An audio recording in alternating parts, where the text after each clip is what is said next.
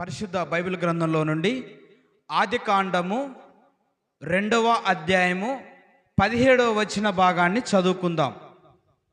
మళ్ళొకసారి.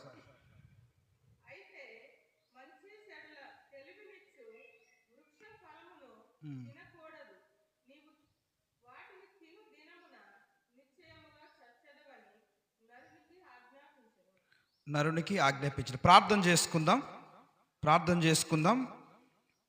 పరిశుద్ధుడా, ప్రేమగల తండ్రి, మహిమగల రాజా, యేసుక్రీస్తు ప్రభువా, లోకరక్షకుడా, మీకు వేలాది స్తోత్రాలు, కృతజ్ఞతాస్తుతులు తెలియజేస్తూ తండ్రి, మరి యొక్క పునరుద్ధానపు ఈ యొక్క ఆరాధనలో తండ్రి, ఈ పరిశుద్ధ దినాన సంఘమంతయు నిన్ను ఆశ్రయిస్తుంటున్నాం తండ్రి. కృపగలిగిన దేవుడవు, దయగలిగిన దేవుడవు, ప్రేమ కలిగిన దేవుడవు, మా కొరకు ప్రాణం ఇచ్చినటువంటి దేవుడవు, మా కొరకు సొగసైనను స్వరూపమైనను లేకుండాన్నట్లుగా చివరి వరకు మా కొరకు రక్తాన్ని చిందించినటువంటి దేవుడవునైనా మీకు స్తుతులు స్తోత్రాలు తెలియజేస్తూ ఉన్నాను. మొదటి ఆరాధన ఆలపల్లి ప్రాంతంలో జరిగించుకొని 2వ ఆరాధన బోడు ప్రాంతంలో జరిగించడానికి నీవు నాకు ఇచ్చినటువంటి కృపను బట్టి నేను మీకు స్తోత్రాలు తెలియజేస్తాం. చదువుకున్నటువంటి వాక్య భాగమును బట్టి నాయన మీరు మాతో మాట్లాడండి అయా తండ్రి. ఇమ్మానుయేల్ యూట్యూబ్ ఛానల్ ద్వారా వీక్షిస్తున్నటువంటి ప్రతి బిడ్డను కూడా మీరు ఆశీర్వదించి పరిశుద్ధాత్మ దేవుడా మమ్మల్ని సర్వసత్యంలోనికి నడిపించుమని యేసుక్రీస్తు నామములో ప్రార్థించడిగి వాక్య ధ్యానంలోకి వెళ్తున్నాం మా పరమ తండ్రి, ఆమేన్. ఓకే, మంచిది. గడిచినటువంటి ఆదివారం నుంచి ఈ యొక్క ఆదివారం వరకు దేవుడు మనందరినీ కూడా తన కృపలో భద్రపరిచి తన శిలువ చాటును మరుగుపరిచి మరి యొక్క పునరుద్ధానమును దేవుడు మనకి అనుగ్రహించినటువంటి వాడుగా ఉన్నాడు. అంతేకాకుండా మరి గడిచినటువంటి సంవత్సరం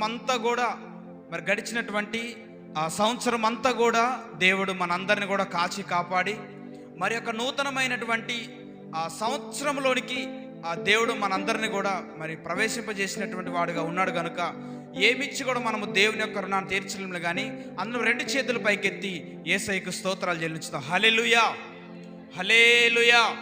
మంచిది. ప్రియమైన దేవుడి బిడ్డలారా, ఇమ్మానుయేల్ యూట్యూబ్ ఛానల్ ద్వారా వీక్షిస్తున్నటువంటి ప్రజలందరికీ కూడా నా హృదయపూర్వకమైన వందనాలు తెలియజేస్తూ ఉన్నాను. అదే రీతిగా ఈ నూతన సంవత్సరంలో మరి మీ అందరికీ నూతన సంవత్సర శుభాకాంక్షలు తెలియజేస్తూ ఉన్నాను. ఈరోజు మన అంశాన్ని మన జ్ఞాపకం చేసుకున్నట్లయితే ఆదాము పట్ల దేవుని కృప. ఏంటది? ఆదాము పట్ల దేవుని కృప. ఈ కృప లేకపోతే ఈ రీతిగా మనం జీవించేటువంటి వారము కాదు.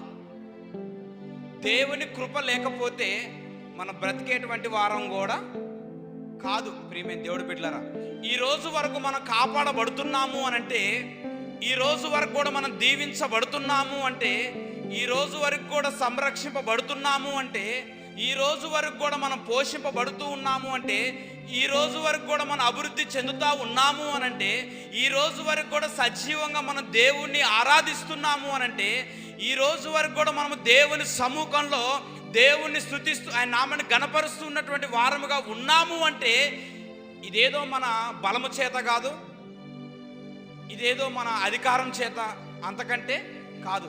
ఇది కేవలము దేవుని యొక్క కృప వలనే అనేది మనం అర్థం చేసుకోవాలి. ప్రియమైన దేవుడి బిడ్డలారా, ఈరోజు మన అంశం ఏమిటంటే ఆదాము పట్ల దేవుని యొక్క కృప. ఆదాము పట్ల దేవుని యొక్క కృప. చూడండి, మనం చదువుకున్నటువంటి వాక్య భాగంలో ఆదికాండము 2వ అధ్యాయము 17వ వచన భాగాన్ని మరి ఒకసారి చదువుకుందాం. చదివి వినిపించండి ఒకసారి. 17 వృక్ష ఫలమును తినకూడదు, నీవు వాటిని తిను దినమున నిశ్చయముగా చచ్చెదవని నరునికి ఆజ్ఞాపించెను. ప్రియమైన దేవుడి బిడ్డలారా, ఏందట?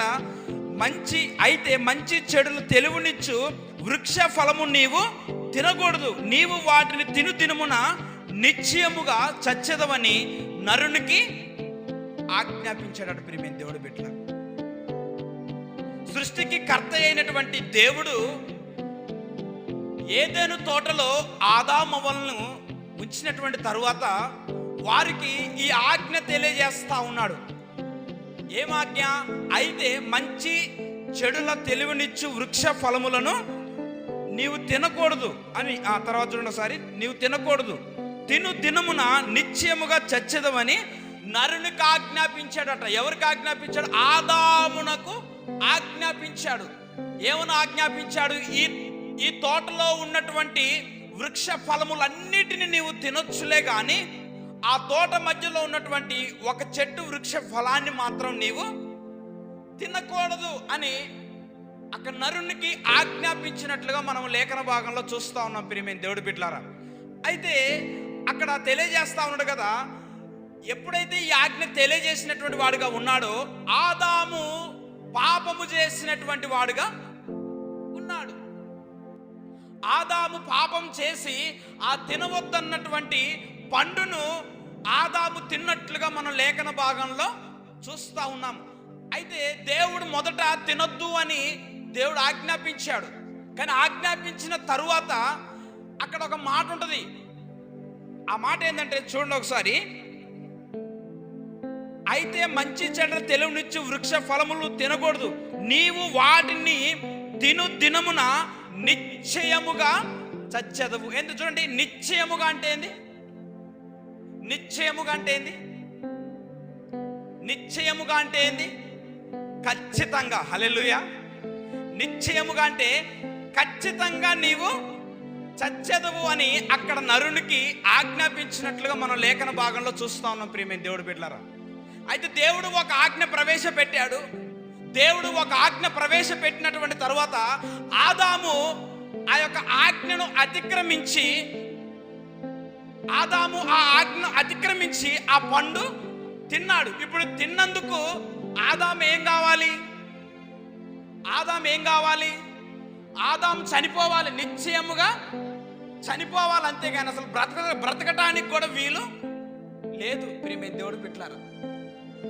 దేవుని ఆజ్ఞ అంటే ఆజ్ఞ, ఇక అంతే. ఇక ఆదాము చనిపోవాలి. అయితే మనకి ఇక్కడ ఒక ప్రశ్న, మరి ఆదాము ఎందుకు చనిపోలేదు? మరలా దేవుడు ఆదాము పట్ల ఎందుకు తన కృపను చూపించాడు అనేది మనం అర్థం చేసుకోవాలి ప్రియమైన దేవుడు బిడ్డలారా. నిశ్చయముగా చనిపోవాలి, అంతే. ఆదాము బతకటానికి వీలు లేదు. ఆదాము జీవించటానికి కూడా అర్హుడు కాదు. కానీ ఆదాము పట్ల దేవుడు మరొక ప్రణాళిక వేసినట్లుగా మనం చూస్తూ ఉన్నాం. ఆదాము పట్ల దేవుడు కృప చూపినట్లుగా మనం చూస్తూ ఉన్నాం ప్రియమైన దేవుడు బిడ్డలారా. వాస్తవానికి ఆజ్ఞ అతిక్రమించినందున ఆదాము అర్హతను కోల్పోయాడు. దేవుడు అనేటువంటి అర్హతను కోల్పోయాడు. అంతకుముందు వీరి సహవాసం ఏ రీతిగా ఉండేదంటే, అది ఏదైనా తోటలో దేవుడితోటి సహవాసం చేసేటువంటి వాళ్ళు, దేవుడితోటి గడిపేటువంటి వాళ్ళు, ఆ దేవుడితోటి అంటే మంచి సంబంధాన్ని కలిగి ఉండేటువంటి వాళ్ళు. ఇక దేవుడితోటి సంబంధంగా కలిగి ఉంటే, దేవుడితోటి సంతోషంగా కలిగి ఉంటే, దేవుడితోటి ఐక్యపరచబడినటువంటి వారుగా ఉంటే ఇంకా వాళ్ళకి ఏమైనా కొదువులు ఏమైనా ఉంటాయా అండి? ఉంటాయి? ఇంకేమైనా కొదువులు ఏమైనా ఉంటాయా? వారికి ఏ కొదువ కూడా వాళ్ళకి ఉండదు ఇక, అంతే. ఇక కానీ వాళ్ళు తండ్రి అని పిలిచేటువంటి ఆ యోగ్యతను పోగొట్టుకున్నటువంటి వాళ్ళుగా ఉన్నారు ప్రియమైన దేవుడి బిడ్డలారా. వాళ్ళు ఎప్పుడైతే పాపం చేశారో వారి స్థితి ఏమిటో వారికి అర్థమైపోయింది. వారు ఒక చెట్టు చాటున దాక్కున్నట్లుగా మనం చూస్తూ ఉన్నాము. వాళ్ళు పాపం చేసినటువంటి వాళ్ళుగా ఉన్నారు. దేవుని ఆజ్ఞను అతిక్రమించినటువంటి వాళ్ళుగా ఉన్నారు. అంతకుముందు వాళ్ళు దేవుడితో సహవాసం చేసేటువంటి వాళ్ళు. ఎప్పుడైతే ఆజ్ఞ అతిక్రమించినటువంటి వాడుగా ఉన్నాడో ఆదాము వెళ్ళి ఎక్కడ దాక్కున్నాడు? చెట్టు చాటున దాక్కున్నాడు ప్రియమైన దేవుడి బిడ్డలారా. అంటే ఇప్పుడు ఆదాము దేవుడితోటి సహవాసాన్ని కోల్పోయినటువంటి వాడుగా ఉన్నాడు. ఆదాము దేవునితోటి ఉన్నటువంటి సంబంధాన్ని కోల్పోయినటువంటి వాడుగా ఉన్నాడు. ఒక కుమారుడు లేదా ఒక తండ్రి కొడుకు ఏ రీతిగా అయితే పెనుగులాడినటువంటి వాళ్ళుగా ఉంటారో, ఏ రీతిగా అయితే ఒక ఆనందాన్ని గడిపినటువంటి వాళ్ళుగా ఉంటారో, ఇప్పుడు ఆదాముకి ఆ సంతోషము లేదు. ఆదాము వలన భూమి శపించబడ్డట్లుగా మనం లేఖన భాగాలలో చూస్తూ ఉన్నాం ప్రియమైన దేవుడి బిడ్డలారా. ఆదామును బట్టి, ఆజ్ఞ అతిక్రమమును బట్టి పాపము వచ్చినట్లుగా మనము చూస్తా ఉన్నాం. ఆ పాపాన్ని బట్టి మరణము ఆదామునకు వచ్చినట్లుగా మనం లేఖన భాగంలో మనం చూస్తా ఉన్నాం. ప్రియమైన దేవుడి బిడ్డలు, ఆజ్ఞ అతిక్రమమే పాపం. మరి పాపానికి వచ్చు జీతం మరణం. ఈ మరణాన్ని ఆదాము పొందుకున్నటువంటి వాడుగా ఉన్నాడు. ఎప్పుడైతే ఆజ్ఞ అతిక్రమించాడో, ఎప్పుడైతే దేవుని మాటను ఉల్లంఘించాడో, ఆత్మీయంగా మరణించాడు. ప్రియమైన దేవుడి బిడ్డలారా, ఆత్మీయంగా మరణించాడు. దేవునితో ఆత్మీయతను కోల్పోయినటువంటి వాడుగా ఉన్నాడు. అయితే చూడండి, దేవుడు కృప కలిగినటువంటి దేవుడు కనుక, దేవుడిలో 2 గుణాలు ఉన్నాయి. ఒకటి కఠినమైనటువంటి గుణము, రెండవది కదా కృప కలిగినటువంటి గుణము. అందుకనే కొన్ని సందర్భాల్లో మనం అనుకుంటాం, అయ్యా నీ కృపచేత నన్ను రక్షించు, నీ కృపచేత నన్ను కాపాడు అని మనం అనుకుంటాం. దేవుడు కఠినమైనటువంటి వాడే.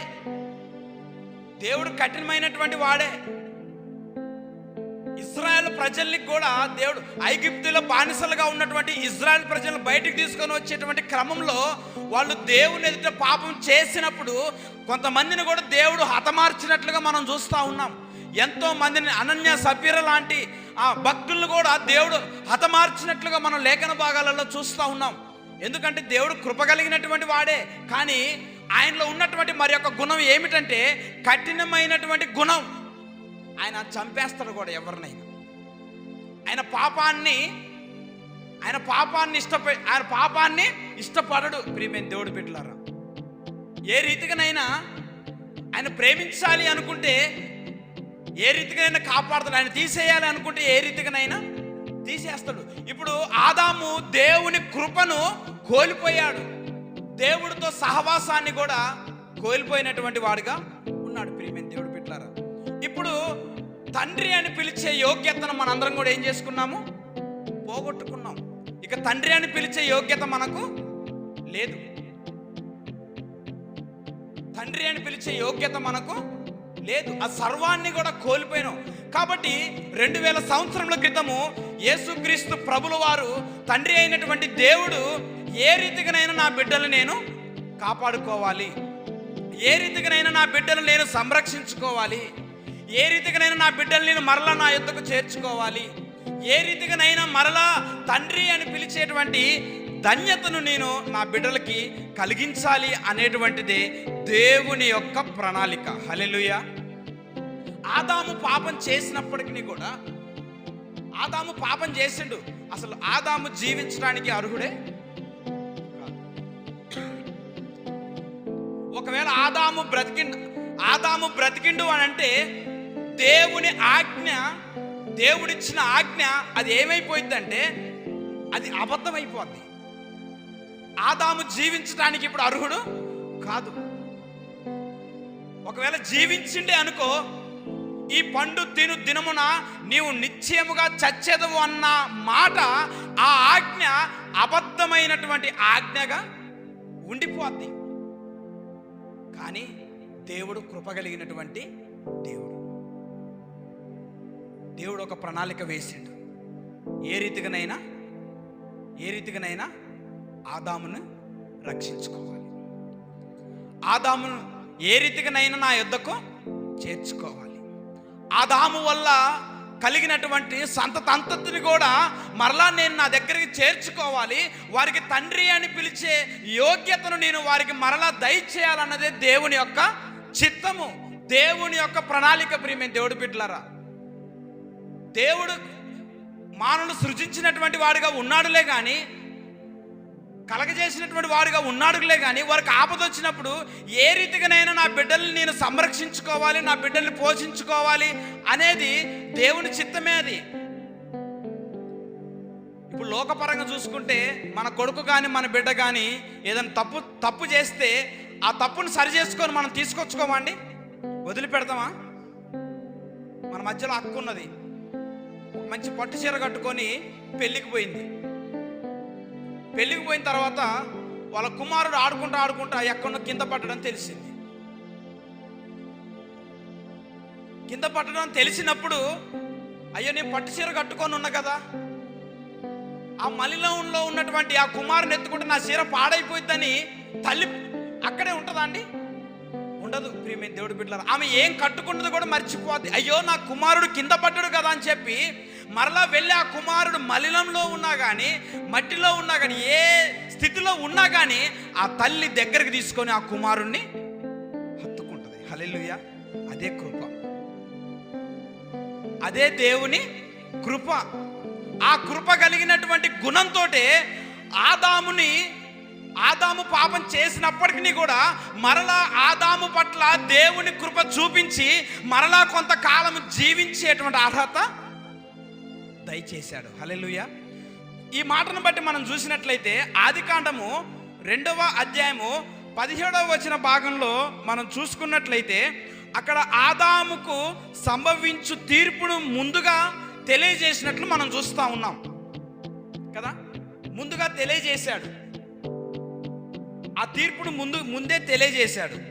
అయితే తెలియజేసినప్పటికీ కూడా, ఒకవేళ పాపం చేసినప్పటికీ కూడా, ఆ విధంగా పాపం చేసినప్పటికీ కూడా మరలా ఆదాము పట్ల దేవుని యొక్క కృప చూపించి, ఎక్కడ దేవుడు శపించినటువంటి వాడిగా ఉన్నాడో అదే ఆదాముకు మరలా ఆయుష్ను పొడిగించి మరలా అతన్ని ఆశీర్వదించినట్లుగా మనము చూస్తూ ఉన్నాము. హల్లెలూయా. ఆదామును బట్టి భూమి శపించబడ్డది. ఆదామును బట్టి భూమి శపించబడ్డప్పటికీ కూడా అదే భూమికి దేవుడు ఆజ్ఞాపించాడు. ఏంటి అంటే, నా కుమారుడు ఒక్క గింజ వేస్తే నువ్వు 1000 గింజలు ఇచ్చినట్లుగా మరలా దేవుడు భూమిని ఆశీర్వదించాడు. హల్లెలూయా. అంత మాత్రమే కాదు ప్రియమైన దేవుడు, ఇంకొక మాట కూడా మనం చూసుకున్నట్లయితే అదే ఆదికాండము 13వ అధ్యాయము 15వ వచన భాగంలో ఏ సాతానుగాడి చేత అయితే ఏ సాతానుగాడి చేత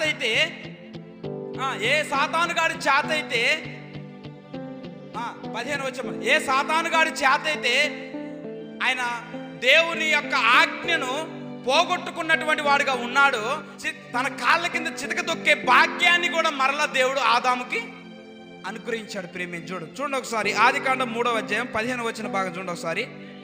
మరియు నీకును స్త్రీకిని నీ సంతానమునకును ఆమె సంతానమునకును వైరము కలుగజేసేదను, అది నిన్ను తల మీద కొట్టును, నీవు దానిని మడమ మీద కొట్టెదవని చెప్పెను. హల్లెలూయా.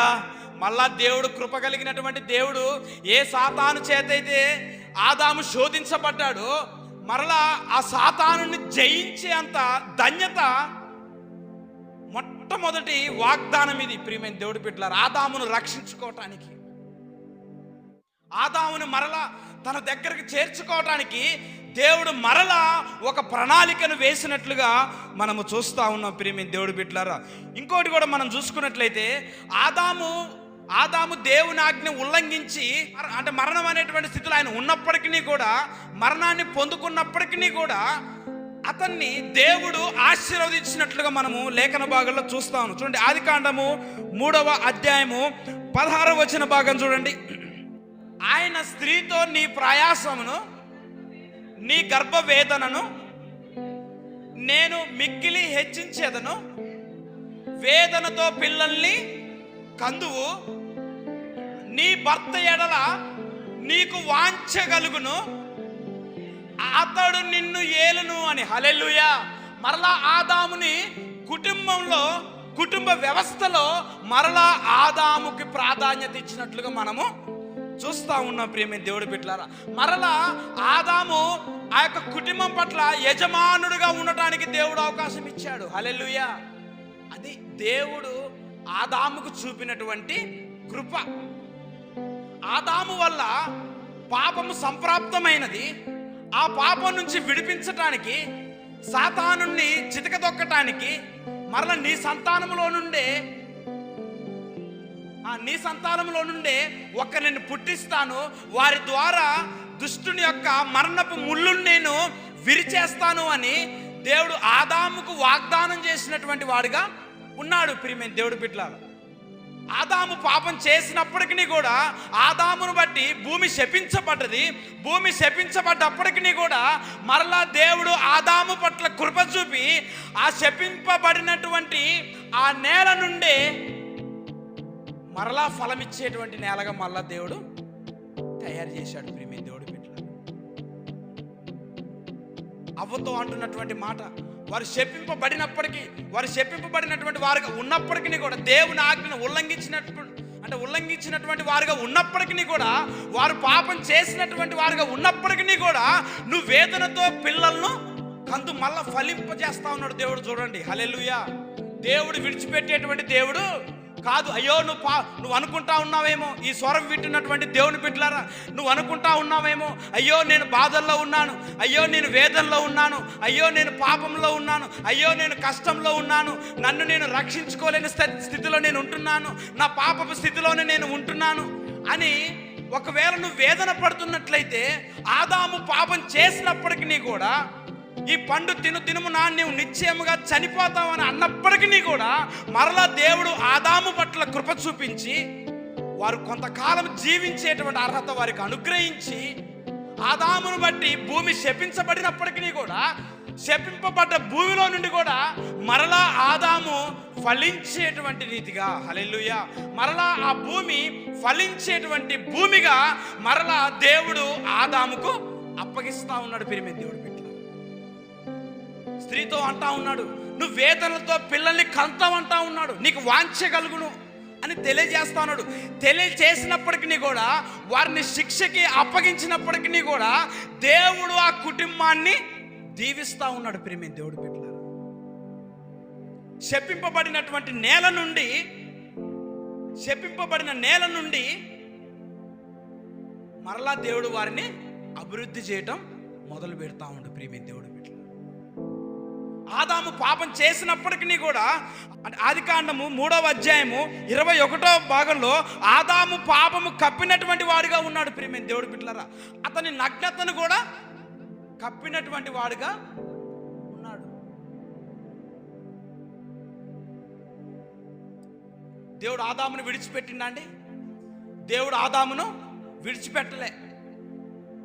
ఆదాము పట్ల దేవుడు కృప చూపించున్నాడు. మరలా ఆదామును దేవుని వద్దకు చేర్చుకోవటానికి, మరలా ఆదామును ఆ దేవుని సన్నిధిలోనికి చేర్చుకోవటానికి, ఈరోజు పాపంలో ఉన్నటువంటి మనల్ని దేవుడు తన సన్నిధానంలో చేర్చుకోవటానికి, కష్టాల్లో ఉన్నటువంటి మనల్ని మన బాధల చింతలు తీసివేయటానికి, మన భారమును తొలగించటానికి ఆయన ఒక వేదన పడతా ఉన్నాడు. ఏంటా వేదన? ప్రయాసపడి భారం మోసుకొనుచున్న సమస్త జనులారా నా యొద్దకు రండి, నేను మీకు విశ్రాంతి. యేసై నమ్ముకుంటే విశ్రాంతి. ఏ ఒక్కరు కూడా నశించిపోవట దేవునికి ఇష్టం లేదు. ప్రియమైన దేవుడు బిడ్డలారా, ఏ ఒక్కళ్ళు కూడా నశించిపోవట దేవునికి ఇష్టం లేదు. ఏ ఒక్కళ్ళు కూడా కుటుంబ సమస్యలతో మంచము బట్టి మూలుగుట దేవుడికి ఎంత మాత్రం కూడా దేవునికి ఇష్టం లేదు. ప్రియమైన దేవుడు బిడ్డలారా, ఆయన ఒక వేదన చెందుతా ఉన్నాడు. ప్రియమైన దేవుడు బిడ్డలారా, ప్రయాసపడి భారం మోసుకొనుచున్న సమస్త జనులారా నా యొద్దకు రాండి అని ఆయన తెలియజేస్తా ఉన్నాడు. ఈ స్వరం వింటున్నటువంటి దేవుని బిడ్డలారా, ఆదాము పట్ల కృప చూపినటువంటి దేవుడు ఈరోజు నీ పట్ల కూడా ఆయన కృప చూపటానికి సమీపంగా ఉన్నాడు అని నువ్వు అర్థం చేసుకోగలగాలి. ఆయన నా పాపముల కొరకై, నా అపరాధముల కొరకై ఆయన శిలువలో మరణించినటువంటి వాడిగా ఉన్నాడు అని ఒకవేళ మీరు విశ్వసించినట్లయితే దేవుడికి అసాధ్యమైనది ఏది కూడా లేదు. దేవుడికి సమస్తం కూడా సాధ్యమే. ఈరోజు దేవుడు మనకు ఆయుష్ ఎందుకు పొడిగించాడు? 2024లో నుండి 2025వ సంవత్సరంలోనికి దేవుడు మనల్ని ఎందుకు ప్రవేశింపజేశాడు అనేది మనం అర్థం చేసుకోవాలి. ప్రియమైన దేవుడు బిడ్డలారా, ఆదాము చనిపోవాలి, మరి ఆదాముకి కొంతకాలం జీవించే ధన్యత ఇచ్చాడు. కొంతకాలం జీవించే ధన్యత ఇచ్చాడు. ప్రియమైన దేవుడు బిడ్డలారా, ఆదాము చేసిన పాపముని దేవుడు కప్పివేశాడు. వారి నగ్నతను కూడా దేవుడు కప్పివేశాడు. వారు కొంతకాలం జీవించే అర్హత వారికి దయచేశాడు. ప్రియం ఎందుకు అనంటే మరలా ఆదాము మరలా దేవుడి దగ్గరికి చేర్చుకోవాలి. ఈరోజు మరి దేవుడు మనకు ఆయుష్ ఎందుకు పొడిగిస్తా ఉన్నాడు? దేవుడు ఇంకా మనకి మన దీర్ఘాయువుని ఇంకా ఆయన ఎందుకు ఇంకా పొడిగిస్తూ ఉన్నాడు అని మనం అర్థం చేసుకోవాలి. ఈ 2024లో ఉన్నటువంటి ప్రజలు 2025లో లేరు. 2025లో లేరు. ఎంతోమంది యాక్సిడెంట్ల చేత మరణించారు, ఎంతోమంది అనారోగ్యాల చేత మరణించారు, ఎంతోమంది కూడా అనేక సమస్యల చేత. నేను ఈ మధ్య కాలంలోనే విన్నా, పురుగుల మందు తాగి చనిపోయినటువంటి వాళ్ళు కూడా చాలామంది ఉన్నారు. కానీ యోగ్యత లేనటువంటి మనల్ని దేవుడు ప్రేమించి మరి యొక్క నూతనమైనటువంటి సంవత్సరంలో దేవుడు ఎందుకు ప్రవేశింపజేశాడో మనం అర్థం చేసుకోవాలి. మేము దేవుడు పెట్టారు కేకులు కోసుకోవడానికి కాదు, జనవరి 1కి అల్లర్లు చేసి ఇంకేదో చేసి పండగలు చేసుకోవడానికి కాదు, అప్పలు చేసుకోవడానికి కాదు, లేకపోతే ఇంకేదో తెచ్చుకొని తినడానికి కాదు. ప్రియమైన దేవుడు పెట్టారా, ఎందుకు దేవుడు మనకు ఆయుష్ పొడిగించాడు అనేది మనం అర్థం చేసుకోవాలి. ఆ తోటమాల అంటా ఉన్నాడు కదా, యజమానుడు వచ్చినప్పుడు ఆ చెట్టుకి కాత లేదు, ఆ చెట్టుకు పూత లేదు. యజమానుడు వచ్చి అంటా ఉండు, ఈ చెట్టు ఎందుకు, దీన్ని తీసిపారే, దీన్ని తీసి అగ్నిలో పోయి, దీనికి కాత లేదు, పూత లేదు, దీనికి వేసిన వెరువు వ్యర్థమవుతా ఉంది, దీనికి కట్టిన నీరు వ్యర్థమవుతా ఉంది, దీన్ని తీసి బయట పారేయని అన్నప్పుడు ఆ తోటమాలి ఆయనతో బ్రతిమలాడుకుంటా ఉన్నాడు. ఎందుకంటే ఆ తోటమాలి దాన్ని ఎప్పటి నుంచో మేకల బారిన పడకుండా, పశువుల బారిన పడకుండా దాన్ని ఆయన ఏం చేశాడు అని అనేది మనం అర్థం చేసుకుంటే ఆయన కాపాడినటువంటి వాడుగా ఉన్నాడు. ప్రియమైన దేవుడు బిడ్డలారా, ఇప్పుడు ఒక చెట్టు వేసాము అని అంటే, ఒక చిన్న చెట్టు వేసాము అంటే దాన్ని మనం ఎంత కాపాడుకుంటాం చెప్పండి? దాన్ని ఎంతగానో మనం కాపాడుకుంటాం, దాన్ని ఎంతగానో మనం కాపాడుకుంటాం. మరి ఆ రీతిగా ఆయన కాపాడి అది ఫలం ఇచ్చేటువంటి చెట్టు అంత ఎత్తు ఎదిగేలాగా చేశాడు అని అంటే ఎంత కష్టపడ్డాడో చూడండి, ఆయన ఎంత బాధపడ్డాడో చూడండి. కానీ యజమానుడు వచ్చి ఈ చెట్టు ఫలించట్లేదు కదా, దీన్ని నరికి దీన్ని అగ్నిలో పడివే అని అన్నప్పుడు ఆయన బ్రతిమలాడుతా ఉన్నాడు. ప్రియమైన దేవుడు బిడ్డలారా, అయ్యా ఈ ఒక్క సంవత్సరం అయ్యా నేను నీరు కట్టి పెంచుకున్న చెట్టు అయ్యా నేను నా ప్రాణమంతా పోసి పెంచుకున్న చెట్టు ఇది అయ్యా, నేను ఎరువేసి పెంచుకున్నటువంటి చెట్టు ఇది అయ్యా, ఈ ఒక్క సంవత్సరం ఉండని అయ్యా అని ఆ చెట్టు పక్షాన ఆ యజమానుడు బ్రతిమలాడుతూ ఉన్నాడు. ప్రియమైన దేవుడు బిడ్డలారా, అప్పుడు యజమానుడు ఏమంటాడు తెలుసా? గొడ్డలి ఎక్కడుంచబడ్డదట? చెట్టు మొదటన గొడ్డలుంచబడినదట. అప్పుడు ఆయన అంటా ఉన్నాడు, అది ఫలించిందా సరే, లేని ఎడల నేనే అయ్యా పెంచిన నా చేతులతోటి, సంరక్షించిన నా చేతులతోటి దాన్ని నేను నరికి పారవేస్తా అని తెలియజేస్తా ఉన్నాడు. ఒక్క సంవత్సరం ఉండనిమ్ము, ఒక్క సంవత్సరం కొరకు ఆయన విజ్ఞాపన చేస్తా ఉన్నాడు. ఈరోజు మన పక్షాన్ని కూడా పరిశుద్ధాత్మ దేవుడు విజ్ఞాపన చేస్తా ఉన్నాడు. ఇక మారుతాడేమో, ఈ సంవత్సరం మారుతాడేమో, ఈ సంవత్సరం మారుద్దేమో అని దేవుడు, సృష్టికి కర్త అయినటువంటి దేవుడు, ఈ లోక అధికారిగా ఉన్నటువంటి పరిశుద్ధాత్మ దేవుడు, ఆదరణకు కర్తగా ఉన్న పరిశుద్ధాత్మ దేవుడు మన పక్షాన తండ్రికి విజ్ఞాపన చేస్తా ఉన్నాడు. అయ్యా ఈ ఒక్క సంవత్సరము ఉండనిమ్ము, ఈ ఒక్క సంవత్సరం బ్రతకనిమ్ము, ఈ ఒక్క సంవత్సరం ఉండని, నేనే దానికి మరలా నీరు కట్టి దానికి మంచిగా వాక్యం అనే ఎరువు వేసి దాన్ని అన్ని విధాలుగా దాన్ని పాదు చేసి దాన్ని ఏ పశువుల బారిన పడకుండా, దాన్ని ఏ మేకల బారిన దాన్ని పడకుండా మరలా నేనే దాన్ని స్వయంగా దగ్గరుండి పెంచుతానయ్యా అని జ్ఞాపన చేస్తా ఉన్నాడు. మరి ఈరోజు దేవుడు మనకు ఆయుష్ ఎందుకు పొడిగించాడు? నూతన సంవత్సరంలో కేకులు కోసుకోవటానిక? నూతన సంవత్సరంలో పిండి వంటలు చేసుకోవటానిక? నూతన సంవత్సరంలో ఇంటికి రంగులు వేసుకోవటానిక? నూతన